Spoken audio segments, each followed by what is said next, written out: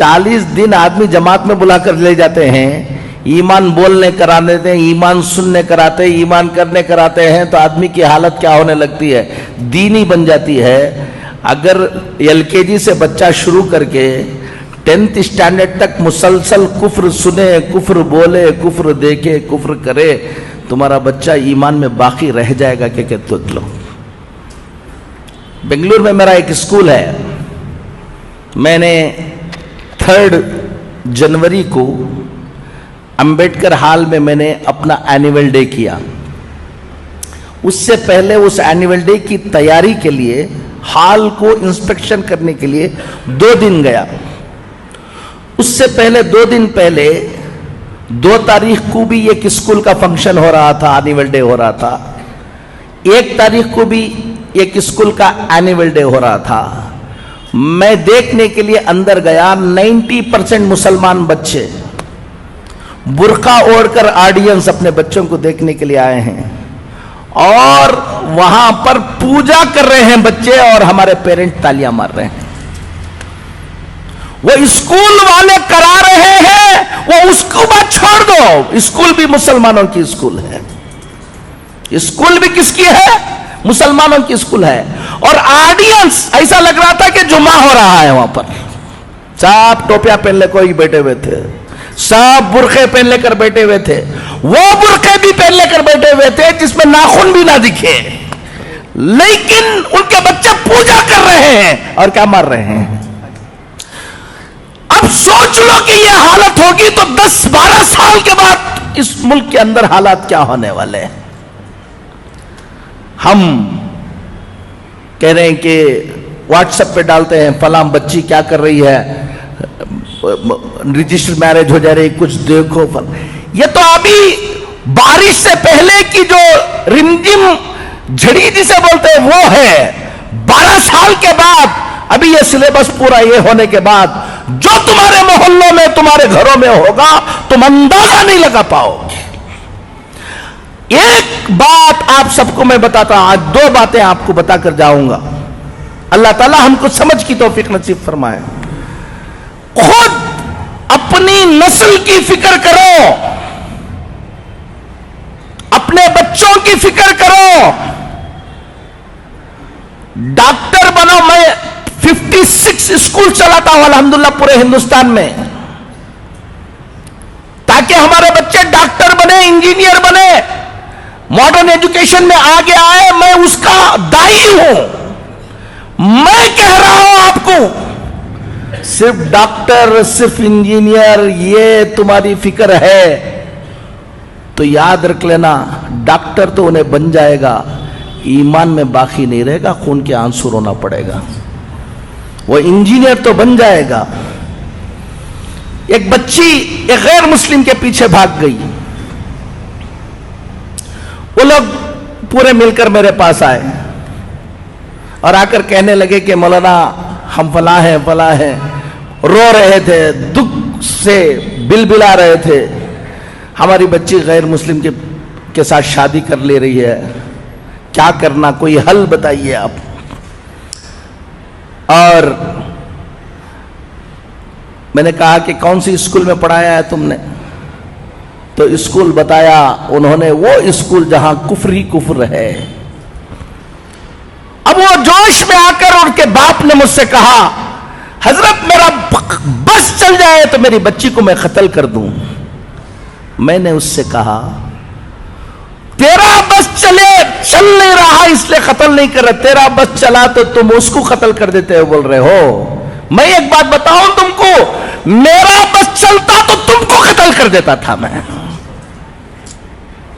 वो बच्ची की गलती नहीं है। अगर आज से 10 साल पहले, 12 साल पहले, 15 साल पहले अगर तुमको आकर मैं कहता उस स्कूल में, जिस स्कूल में जा रहे हो उसका जहन ये बनने वाला है, तुम ख्याल करो कि ऐसी स्कूल में दाखिला करो जहां उसका क्या रहे, ईमान बाकी रहे, तो तुम मौलाना को कहते कि मौलाना आप बैकवर्ड हैं। तुम बहुत फॉरवर्ड बन रहे थे ना, ले लो। आपको बता रहा हूं, दीनदार घरों के बच्चे ईमान में बाकी रहना। अलीगढ़ गया था मैं, حضرت مولانا حکیم کلیمالدین صاحب دامت برکاتہم اللہ ان کی عمر کو دراز فرمائے، وہاں گیا، وہاں بیٹھا ہوا تھا، ایک صاحب آئے بڑے دیندار، کہا کہ حضرت آپ کو یہاں سے جانے کے وقت ایک آدھا گھنٹے کے لیے ہمارے گھر آنا ہے۔ کہا کیا بات ہے؟ ایک لڑکی غیر مسلم ہو گئی ہے، بہت دن وہ جا کے دوسرے سے کیا ہو گئی ہے، شادی ہو گئی، بہت دنوں کے بعد سمجھانے کے بعد 2 سال کے بعد اس کو بلا کے لے کر آئے، آپ کی زبان سے کچھ بول دیں گے تو انشاءاللہ۔ ہمارے گھر میں ہمیشہ اجتماع ہوتا ہے، سب ہوتا ہے، اس بچی کو بلا کے لے آئے۔ میں سمجھا ہمیشہ گھر میں اجتماع ہوتا ہے، سب ہوتا ہے، تو کسی اور کی بچی ہوگی، بلا کے لے آئے ہوں گے۔ اب میں گیا، بچی سامنے بیٹھی ہوئی تھی اور بات کرنے کے لیے کہا، میں نے کہا کہ تم چھوڑ دو، میں بات کر لوں گا اس کو۔ اب اندر جانے کے بعد کہا کہ یہ کس کی بچی ہے؟ کہا کہ کسی اور کی بچی نہیں مولانا، یہ ہماری بچی ہے۔ ہر ہفتہ کیا ہوتا ہے؟ اجتماع ہوتا ہے، دیندار ہیں، سب کچھ ہیں، ان کی بچی نہیں۔ میں نے کہا کہ بیٹا تم کہاں پڑھے؟ کہا گرکل میں پڑھے حضرت ہم۔ میں نے کہا کہ علی گڑھ میں تم کو اور کوئی اسکول نہیں ملی؟ گرکل میں پڑھایا۔ کتنے بچے تھے؟ پورا گرکل کفر سکھاتا ہے، اسی کام کے لیے بنایا گیا ہے۔ اب آپ اپنی بچی کو ڈاکٹر بنانے کا جذبہ، آپ بچی کو بھیج رہے ہیں، دیکھ نہیں رہے ہیں، اور اچھے مارکس آ رہے ہیں، یہ آ رہے ہیں، یہ سب دیکھ رہے ہیں۔ میں نے کہا کتنی اور مسلمان بچیاں تھیں وہاں پر؟ کہا کہ ہم لوگ ایک 6-7 بچیاں تھیں۔ کیا کیا پروگرام ہوتے تھے، کیا کیا، اب پورا بتایا۔ میں نے ان کو بلا کر بتایا ہفتے میں 1 مرتبہ تم گھر میں بٹھا کر اس بچی کو اجتماع سنا رہے تھے، اور صبح کو اٹھے تو شام تک وہ کفر سنا رہے تھے۔ تمہارے کفر، اس کفر کا اثر ہوگا یا تمہاری تعلیم کا اثر ہوگا؟ ایک بات ذمہ داروں کو کہتا ہوں، اپنے اپنے علاقے کے اندر ٹیوشن سینٹر شروع کرو۔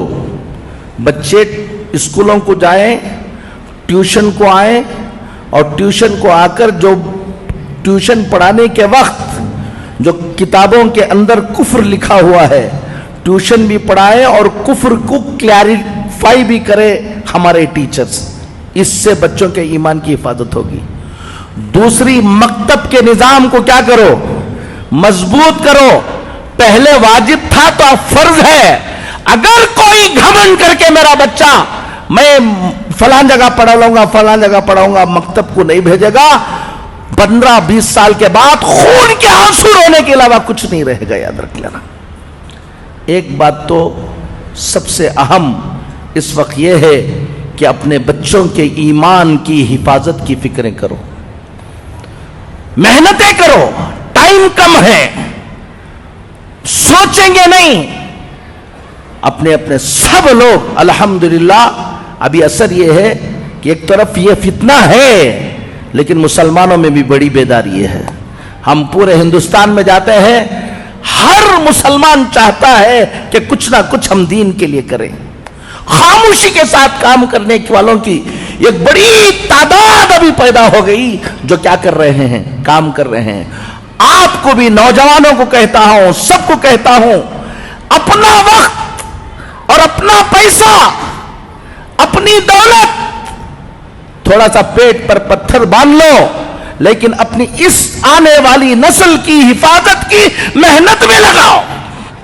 ہمارے بچے جو بڑے بچے ہیں، نوجوان بچے ہیں، کالجوں میں پڑھ رہے ہیں، یہ کر رہے ہیں، ہر دن 1-2-2.5 گھنٹہ دو شام کا وقت کہ بچوں کو جمع کر کے ٹیوشن تم چلاؤ، چلا کر ان کو اچھا پڑھاؤ اور کفر شرک کی پہچان ان کو بناؤ۔ اگر تم 1-2 گھنٹے اپنے ان ملت کی حفاظت کے لیے نہیں دے سکتے تو کہیں چائے پی لے کر قوم کی حالت پر گفتگو کرنے کا تم کو کوئی حق نہیں ہے۔ تیار بیٹھو تباہی و بربادی کے لیے۔